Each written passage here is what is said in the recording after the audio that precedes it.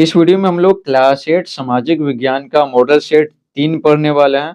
Model set 1 और 2 का video पहले ही बना चुके हैं। अगर आप नहीं देखे हैं तो कमेंट बॉक्स में लिंक दे दिए हैं या फिर आप सीधे प्लेलिस्ट से देख सकते हैं। तो देखिए, पहला सवाल है, निम्न में सही विकल्प चुनिए। लखनऊ में विद्रोह का नेतृत्व किसने किया? तो लखनऊ में 1857 की क्रांति का जो विद्रोह हुआ था ना, ठीक है, वो नेतृत्व किए थे बेगम हजरत महल। कौन किए थे? बेगम हजरत महल। बीपीएल का विस्तृत रूप क्या है? देखिए, बीपीएल का विस्तृत रूप है बिलो पॉवर्टी लाइन। पैक्स किस क्षेत्र में कार्य करता है? तो पैक्स है ना, कृषि क्षेत्र में कार्य करता है। ये किसानों को लोन देने का काम करता है। देश में कपड़े के मिल सबसे पहले लगाए गए, तो देश में कपड़े की मिल है ना, सबसे पहले कोलकाता में लगाए गए। कोलकाता। दूसरा देखिए, सही मिलान कीजिए। सभ्यताओं का पालना किसको कहते हैं? एशिया को। त्योहारों का देश कहते हैं फिलीपींस को। फिलीपींस को। घास के मैदान को स्टेपी कहते हैं। उगते सूरज के देश को जापान कहते हैं। अब देखिए, रिक्त स्थानों की पूर्ति कीजिए। भारत में सत्याग्रह का प्रथम प्रयोग डैश में किया गया? तो कहाँ किया गया? चंपारण में किया गया। और कौन किए थे? महात्मा गांधी किए थे। जो संपूर्ण क्रांति का नारा डैश ने दिया? संपूर्ण क्रांति का नारा है ना, जयप्रकाश नारायण ने दिया था। भारतीय संसद के उच्च सदन को राज्यसभा कहते हैं। तसर शिल्प के लिए डैश प्रसिद्ध है? तो कौन प्रसिद्ध है? भागलपुर प्रसिद्ध है, भागलपुर। चौथा सवाल देखिए, लघु उत्तरीय प्रश्न। तो देखते हैं, सबसे पहले देखते हैं सवाल कितना दिया हुआ था। 3 है और 3 यहाँ दिया हुआ 6। गांधी जी ने साप्ताहिक पत्रिका कब निकाली? उसका नाम क्या था? साप्ताहिक पत्रिका, यानी सप्ताह में एक बार निकलता है। तो देखिए, गांधी जी ने साप्ताहिक पत्रिका 1933 में निकाला, जिसका नाम हरिजन था। हरिजन। और कब निकाला? 1933 में। 1933। भाषाई आधार पर बनने वाले 4 राज्यों के नाम लिखे हैं। 4 राज्यों के नाम। तो देखिए, भाषाई आधार पर बनने वाले 4 राज्य इस प्रकार हैं। देखिए, असम है, नागालैंड है, तेलंगाना है, उड़ीसा है। ये सब भाषा के आधार पर बनने वाले राज्य हैं। तीसरा सवाल देखिए, उपलब्धता के आधार पर संसाधन कितने प्रकार के होते हैं?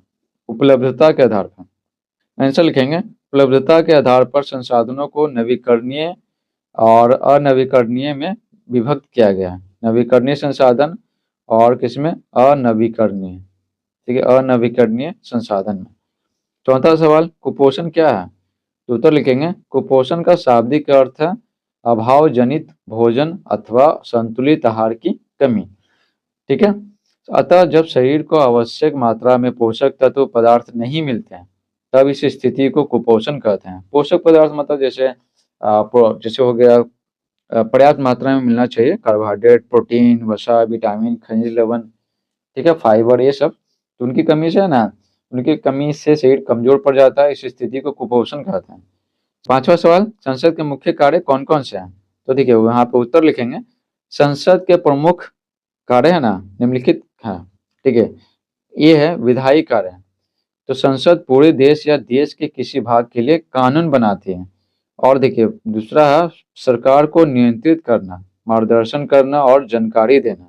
और तीसरा है वित्तीय कार्य, सरकार के कार्यों के लिए धन उपलब्ध कराना, खर्च किए गए धन का हिसाब तथा प्रस्तावित आय का विवरण देना। ये सब काम है, ठीक है, संसद का। आगे देखिए, छठा सवाल, हरिजन सेवा संघ की स्थापना कब तथा किसने की थी? हरिजन सेवा संघ। तो देखिए, उत्तर लिखेंगे। हरिजन सेवा संघ की स्थापना 1932 ईस्वी में हुई।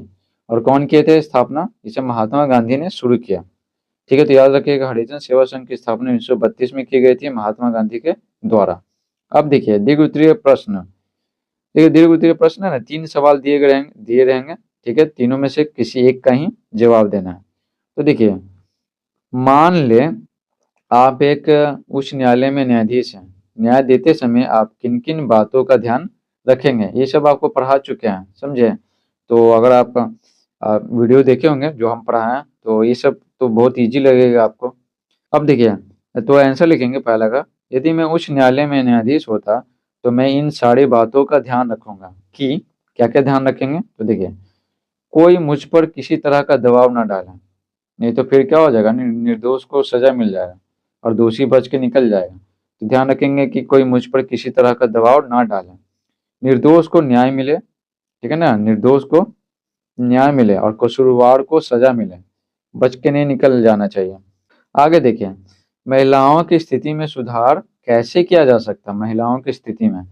तो उत्तर लिखेंगे 2 नंबर का, महिलाओं की स्थिति में सुधार बहुत से तरीकों से है ना लाई जा सकती है। जैसे उन्हें भी सारे पुरुषों की तरह आज़ादी दी जाए, जितना पुरुषों को आज़ादी प्राप्त है कि कहीं भी घूम सकते हैं, कहीं भी जा सकते हैं, बाहर निकल के काम कर सकते हैं, तो वही आज़ादी है ना महिलाओं को भी मिलना चाहिए और मिल भी रही है। उन्हें पढ़ने का मौका दिया जाए, ठीक है? तो अगर वो पढ़ेंगे तब ना वो जागरूक होंगे अपने अधिकारों के प्रति, कर्तव्यों के प्रति और क्या और फिर कमाएँगी तो अपने पैरों पे खड़ी रह सकती हैं। और देखिए ग लिखेंगे उन्हें वो सब करने की आज़ादी दी जाए जो है ना जो एक पुरुष को दी जाती है, ठीक है? तो पुरुषों के बराबर में है ना अधिकार मिलने चाहिए। आगे देखिए अगला सवाल तीसरा, वनों की उपयोगिता लिखिए। तो वन तो बहुत ज़्यादा उपयोगी है हमारे लिए, तो देखिए लिखेंगे वनों की उपयोगिता निम्न है। पहला क्या है क नंबर, वन जनजातीय वर्ग के लोगों को आश्रय स्थली का काम करता है। पता है जंगल में है ना जनजातीय लोग रहते हैं, ठीक ना, वो जंगल ही उनका क्या होता है घर होता है और जंगल से ही खाना मिलता है उनको। ख देखिए वन भूस्खलन एवं मृदा अपरदन रोकने में सहायक होते हैं। मिट्टी की ऊपरी परत का जो कटाव होता है ना इसको मृदा अपरदन कहते हैं। पहाड़ी इलाकों में जो मिट्टी है ना ऊपर से गिर जाता है बड़ा बड़ा चट्टान, तो उसको रोकता है, ठीक है, जड़ से उसको पकड़ के रखता है। आगे देखिए वन जलवायु की शुष्कता को रोकने का कार्य करता है, समझे? वन यहाँ पर जंगल होता है ना, पेड़ पौधे के बीच में जो हवा होता है ठंडा होता है, नमी होता है, ठीक है, गर्मी के मौसम में। और जहाँ पर पेड़ पौधा नहीं है तो वहाँ नमी नहीं होता। तो देखिए वन जलवायु की शुष्कता को रोकने का कार्य करता है। इस प्रकार से मॉडल सेट 3 समाप्त होता है। अगर आप चाहते हैं मॉडल सेट, ठीक है ना, अगर मॉडल सेट 4 देखना तो इसका भी इस वीडियो का लिंक भी कमेंट बॉक्स में दे दिए हैं, तो वहाँ से जाके आप देख सकते हैं। ठीक है, थैंक्स फॉर वॉचिंग।